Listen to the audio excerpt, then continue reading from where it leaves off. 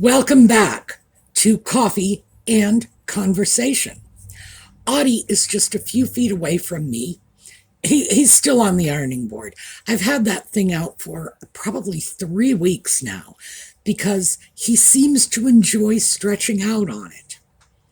And I have to admit, it's probably not a good idea for me to leave that out because I started putting things on the ironing board because it's there, it's in my path. It's like, oh, I'm going to stick my gloves there. I'm going to stick something else there. So it's just encouraging sloppiness. So I'm not sure I'm going to leave this out for much longer, but he does seem to be enjoying it. And for those of you who have watched other videos, you know, the weather turned cold. Audie is not happy. It's all my fault. And I must be made to pay. We had an interesting time this morning when I let him out, only because he demanded it. And I didn't let him back in quickly enough. So he had to stay out for 20 minutes. Now, that wasn't accidental. That was actually intentional. I thought I would leave him out for long enough for him to decide if he wanted to stay out or come back in. Nope, too cold. He wanted to come back in after about 5 minutes, I'm assuming. But I made him stay out too long. So I'm on his bad list. We'll have to see if he comes over and snuggles. The odds are good because when he gets chilly, his little paws get chilly, and he likes nothing better than shoving them right on my warm chest. It's like, oh, you'll warm up my paws. So yeah, I get little ice cube cat toes on me, and the cat, meanwhile, is perfectly willing to go to sleep on my shoulder. We'll see how this works out. Yellow. Let me see if I can get it's more prominent in the stripes. So here we go. Yellow. For Catherine, for Lex's mom, for everyone dealing with cancer. And we are wishing you the very, very best. And I have to say, there are more people out there than I ever could have imagined who have been touched by cancer, because I see this in the comments all the time. People sharing their stories, and oh my. Unfortunately, this seems to be an illness that is all over the place. As we've already seen with Catherine, with Charles, it's no respecter of status or wealth. As we've seen in the comments on these videos, it's no respecter of age. So, yeah, we need to keep that in mind. And yes, here we go. Come on, you can come up. Clearly, I have a cat, and yes, those little cat toes are very cold. All right, we will be back after the intro, so I'll see you in 22 seconds.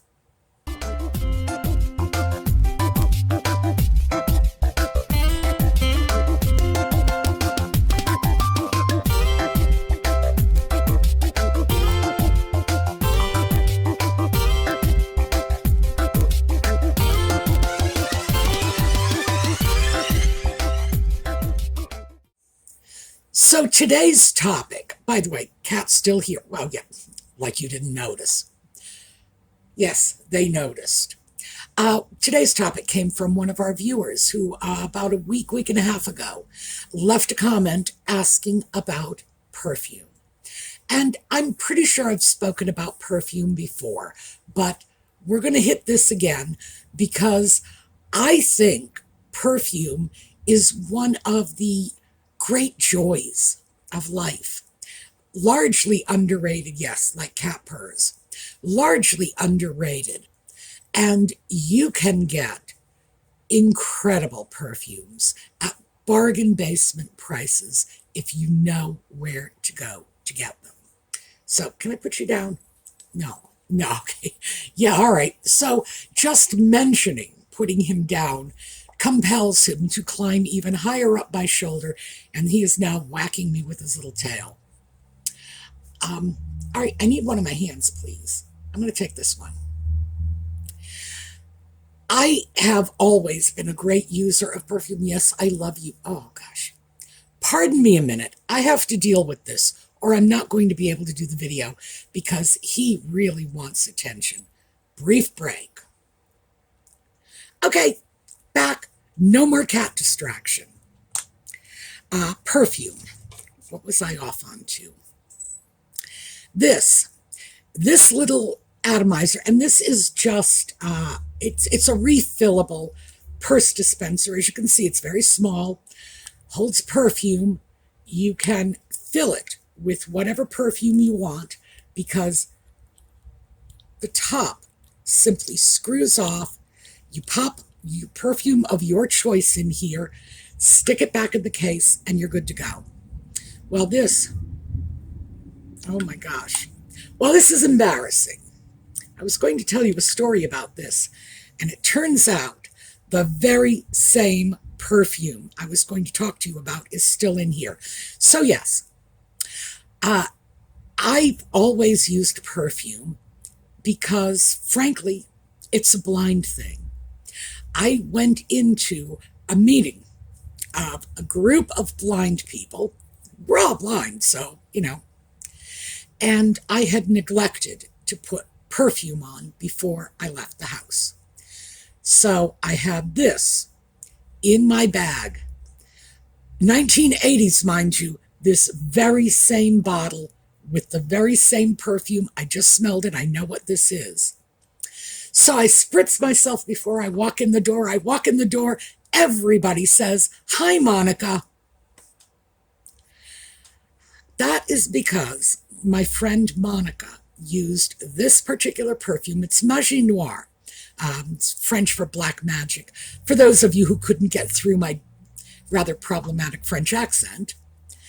And that was Monica's signature perfume. I liked it, so I got some. And rather than wear it all the time, I just kept it in a purse container. I would use it on occasion. But yeah, I ended up confusing the daylights out of a room full of blind people because I used another blind woman's perfume. I got scolded for that, by the way. People were saying, was that a joke? Were you pranking us? Or did you really forget that you're not supposed to wear Monica's perfume? Like, yeah, okay. It actually is incredibly useful when you're dealing with people who are blind to pick a signature scent and stick with it, because that way they know when you walk in the door, just like all the sighted people do. So yeah, still got it in here. And I actually do like that. So the viewer had asked what my perfumes are, my perfumes of choice. And I thought I would show them to you because I do want to share this one with you. This is Hot. That's what it's called, Hot, H-O-T, by Bill Blass. It's very inexpensive. The last time I bought it, I don't even think it was $15 for a bottle this size. So there you go. This is not a small bottle. And this is the one that gets me stopped on the street. I'll walk down the street. Someone will say, "Excuse me, what's the perfume you're wearing?" And it'll be this one. The cheap $13 a bottle, like drugstore level perfume. Which just goes to show, yes, he's back, by the way. Just goes to show that good perfume is not dependent on a high price tag. Let me just say this. This, Chanel No. 5, this does carry a high price tag. And I like this. This is one of my favorites. I don't want to say I wear it a lot, but I wear it enough. However, let me set this down. This one is one of my prized possessions. Look at that. Here, let me show you these together so you can see the color difference. This is old Chanel. This is vintage. It's probably from the 1950s, and the scent is very different. It's still very good, very strong. People who will say, you can't keep a bottle of perfume for 6 months or it'll lose its fragrance. Oh, I wish I could just have you here so you could smell this. Prized possession, because this is the old Chanel number 5 formula, and it's great. So how did we go from Chanel and the Magie Noir, which is also a very heavy fragrance? Oh, let me show you the other of my go-to heavy fragrances. This is Boucheron, another heavy fragrance, one like those that I wore in the 80s. You know, this and my Chanel and the other ones, because back in the 80s, everything was over the top. Our hair was out like this. Our shoulders were out like this because of the shoulder padding, and the fragrances were equally over the top. So back then, and I was in my 30s then, I was just into these over the top fragrances, the very heavy ones. And I still carry that with me. Those are still my favorites. Those are still my go-tos.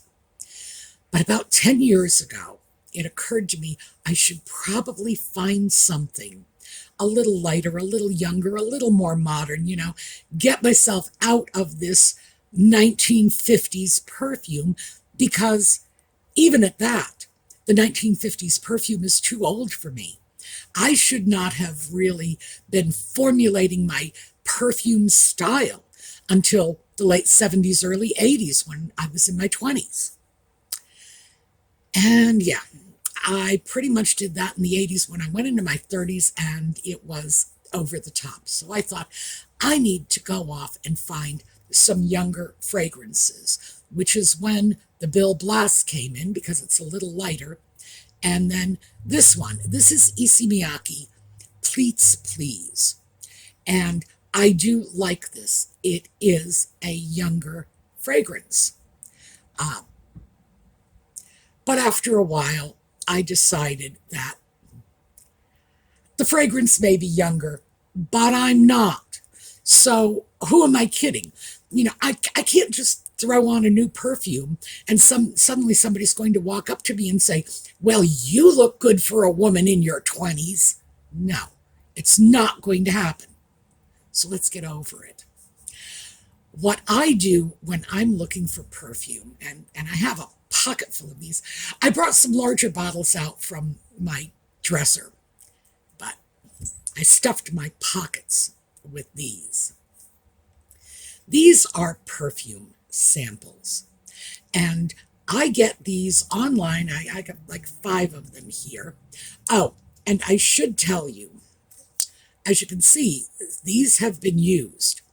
A bottle like this usually runs under $5. I can get them anywhere from, I don't know, maybe $1 up to, I think the most I ever paid for one of these was about $7.50. And it was for a perfume that was literally going for thousands in a big bottle. I can probably get at least 6 or 8 wearings out of this. Spritz myself on 6 or 8 separate occasions for a couple of bucks. It gives me a chance to try out different perfumes, and that's how I found the Issey Miyake. I also found another one. This is, it's called Wonderstruck. It's by Taylor Swift. Who would have thought? I really like that. I need to go dig up a bottle of that somewhere. And another one of these little things that I got as a free gift from Fragrance Net, and that's the company that I buy these from online. They will throw in a few extra little samples with every order. And another one was a Dolly Parton fragrance. Unfortunately, I liked it a lot, but turns out Dolly Parton has a whole line of perfumes, and I don't know which this one was. So now I have to find a department store that carries Dolly Parton fragrances, go in, sniff all the bottles, and figure out the one that I got for free from this company. So, there was no card with it. It's just Dolly, and that's it. And I get to guess what exact fragrance it is. Because if I want more, the only way I'm going to get it is hit up a department store and isolate the name of that fragrance. And I generally don't get swayed by celebrity perfumes. But yeah, a couple of my new favorites are celebrity perfumes. So let's go back to Fragrance Net. And that's what the company is called, Fragrance Net. Just Google that and they will come right up. And I buy, in addition to buying my go-to perfumes from them, because they have very good deals, I get these little sample vials. And they have a whole section. So if you find them, go right to samples in the menu and just start looking. And there's so much stuff. Interesting. For me, it's like putting on a blindfold and throwing a dart, because I'm not familiar with any of the fragrances. I just choose them on whim, on impulse. And I've gotten so many of them that I really do like. Now, one of the great things about the little vials is you don't have to go out and spend, gosh, I don't even know. This one was, like I say, about $13. I swear that's all I paid for it the last time I bought it. And that is a massive bargain basement price. So other perfumes are going in at 40, 50, 300, whatever, a bottle. And instead of having to pay that much, I can just go through the sample sections, grab a vial. I'm going to be able to wear it more than once, absolutely. I'm going to be able to wear it half a dozen times, for the most part. Not all samples are created equal, of course, but most of the ones I have gotten have given me a minimum, a bare minimum of 4 wearings, and I can be pretty heavy-handed with my perfume. So I would imagine a person with a lighter touch might be able to wear it, a dozen times just out of that vial. It's a very tiny investment in order to have the perfume, take it home with you, wear it when and where you please, under whatever conditions you please. For example, if I want to wear it and I want to put a little hairspray on this stuff so I don't have to keep flicking it out of my eyes, I get to check how the perfume interacts with the hairspray, which is something you don't necessarily get to do when you're in a department store at a perfume counter. I don't get a chance to see how it's going to smell when I have sort of that residual fragrance from the shampoo or the cream rinse or whatever I've stuck into my hair when I took a shower that morning. These are things you can really only tell by having that perfume in your hot little hand in your house and trying it on in your daily life, because very few of us live our lives in department store perfume counters, although I wouldn't mind. So that is very much my pro push for getting perfume samples. It's easy, it's inexpensive, it's a great way to try all kinds of new fragrances, and it will pay off, because if you want a signature scent, if that's what you're looking for, and that was quite a thing when I was younger, your signature scent, if that's what you're looking for, if you would like to select just your go-to perfume, what easier way to take a look at what's out there? The part that I love the most about it is not so much the shopping, as much as it's going through those sample lists and targeting some of the perfumes that I know are ghastly expensive. And I look at that and I think, oh, $400 a bottle? No, I think I'll grab this $5 little perfume sampler. And then I have the same effect. I won't have it as long as if I had it from the bottle, but I'll certainly have it for half a dozen days or so. So I can just get a top-notch, highly identifiable fragrance for very, very affordable prices. So that's like, for me, that's the big turn on for all of these samples. And I do have a boatload of samples. I take them with me. I should probably mention I do wear perfume. I wear it a lot. I If I leave the house without perfume, it's a rare exception. So if I'm going out with with whatever it is I have on, if I've taken it out of a little sample bottle, I just stick the little vial in my pocket. And if I, for whatever reason, feel I need a touch up, generally I don't. Most of these are better perfumes and they will last a long time. So, you put it on in the morning, in the afternoon, you can still detect that fragrance. Yeah, I can carry it with me. Back in the old days, when I was walking out the door at the crack of dawn, going to work, then going off to dinner, and maybe going somewhere else after dinner, yeah, definitely came in handy. That's not my lifestyle anymore. But if it were, I would be prepared. So I guess that's sort of where I am now. I've gone from the heavy fragrances of the 80s that were very appealing to me. I don't know why. Like I said, I'm just writing that off as it was the 80s and bigger was better. We just, more was more. We were into more.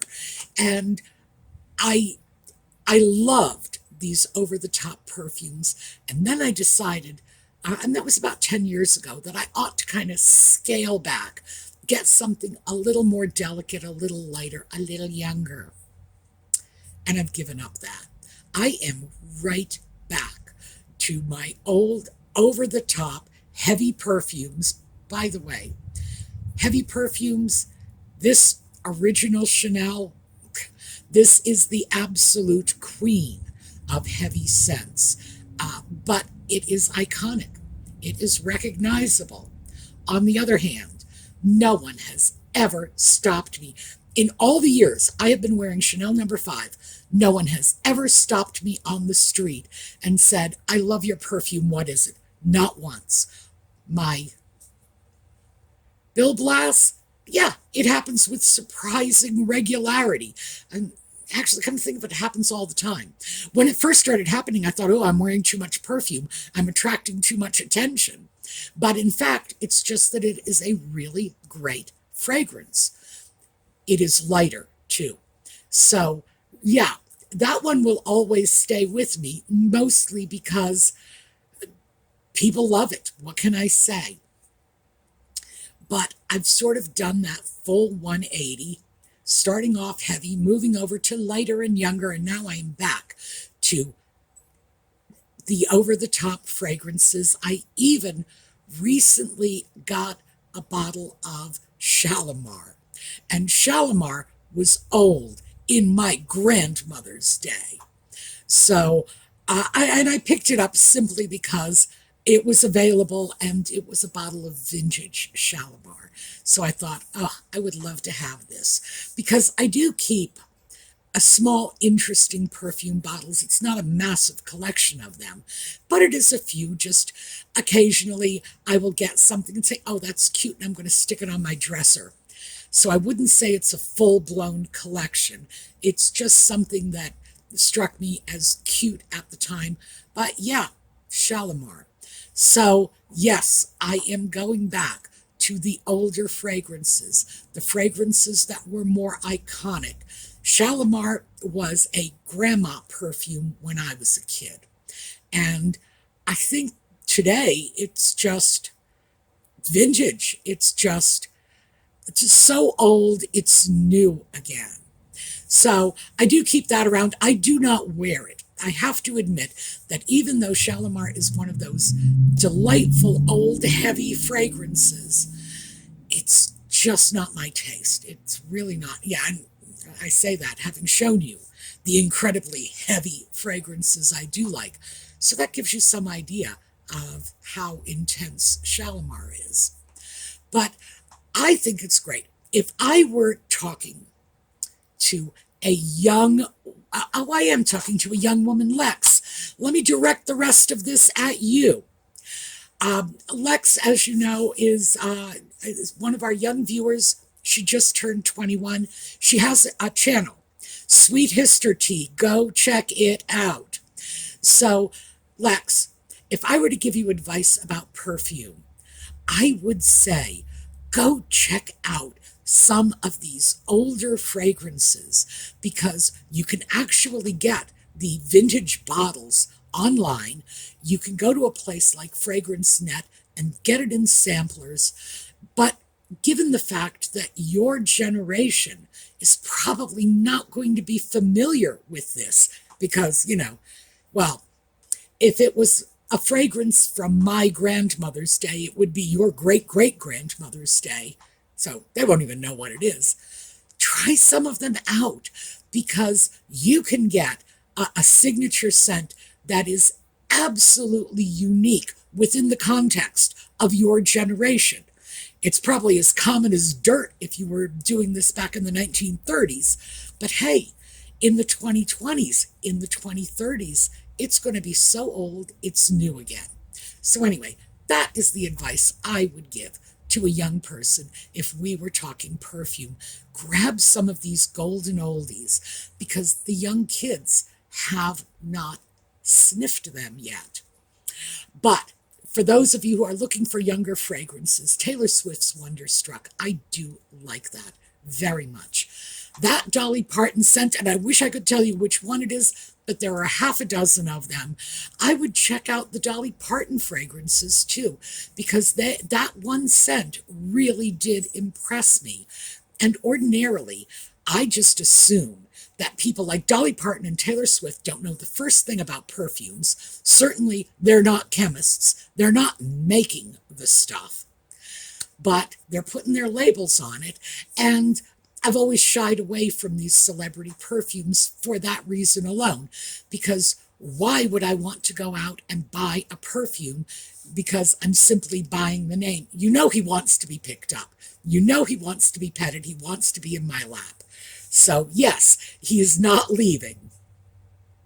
But I don't want to be paying for the celebrity branding for something that I could probably get just as easily, maybe even better, just by prowling around the discontinued sections of the department store perfume counters, or maybe the drugstores, looking online.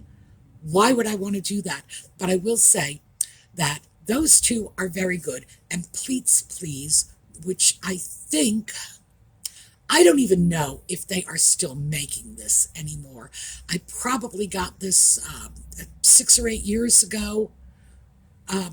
But again, I find perfume holds up extremely well over time, no matter what anyone tells you. I do not have a perfumier's nose, so I cannot tell you if the perfume is no longer as fragrant as it was once intended to be. It's all very much the same to me. So that's what we're going for. The takeaway too, you can get these little refillable perfume bottles just about anywhere. I do not recall where I got this one in particular, but I recently grabbed a package of 3 of them from Amazon. I will look up what I paid for it because it was a set of 3 of these little purse bottles, and I'll leave the price right here in the video. And it makes it so easy to simply take your own perfume out of the bottle, stick it in a little atomizer. And by the way, one of the reasons I did this in the first place was because the perfume that I used to fill this did not come in a spray bottle, and I prefer a spray bottle rather than just dabbing it all over myself with my fingers, or, heaven only knows what I might be using to dab perfume on myself. So that is our just take a look at the perfume. If you want to experiment, go to FragranceNet. It's the easiest way to do it. All right, so that is what I have for you. We are going to take a look at a slideshow on the way out. I am going to start putting perfumes back. I got to go pet a poor cat, who is, well, you saw yourself how attention-starved he was. And in the meantime, have a terrific day. What did you just knock down? I cringe to think. All right, see you later.